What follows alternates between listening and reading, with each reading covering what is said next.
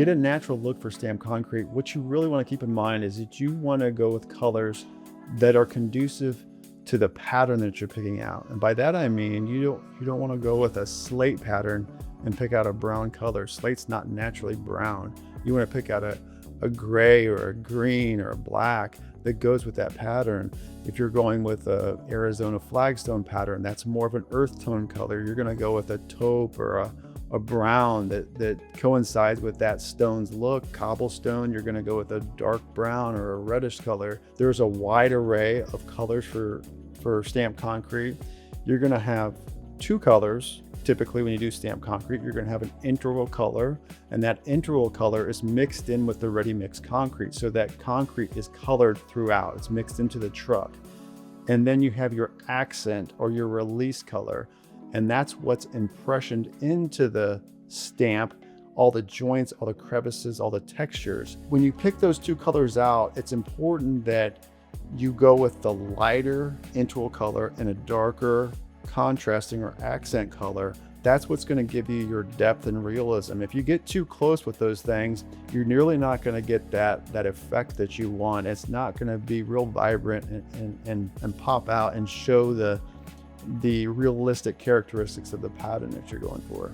When you place stamped concrete, you're typically both colors are going to be placed at the same day. You're going to pour the concrete, which has the integral color, into it, and then you're going to stamp the contrasting, the release, the accent color into it. So once that's done, it's done. You really need to make sure you have your color coordination picked out ahead of time because it is irreversible.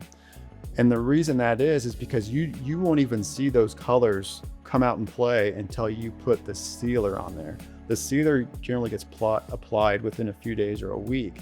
And this is when you place the concrete, even with the accent color, it almost looks monotone. You can't even really tell that there's a second color in there. But when you put that stamped concrete sealer on there, it's going to bring out that release color. And once that's on there, it's on there. There's no going back. Stamped concrete requires a special sealer. It's not like a driveway sealer you go buy at Home Depot or Lowe's. It's a special stamped concrete sealer that's sold at concrete supply houses. It's a very pungent sealer, but it's a very high quality, high gloss sealer. It also has some traction to it because a lot of stamped concrete patterns have wide surface areas without a lot of texture to them, so that it has some traction to it.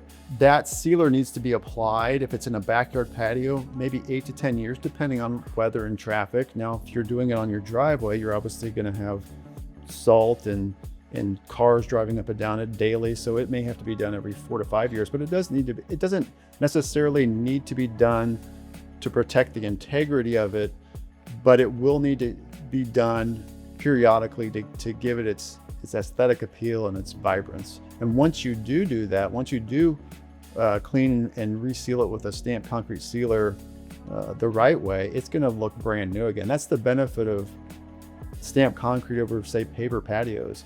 Much like a wood deck was back in the day, it does require some maintenance, but that maintenance, gives you the benefit of having it become new again.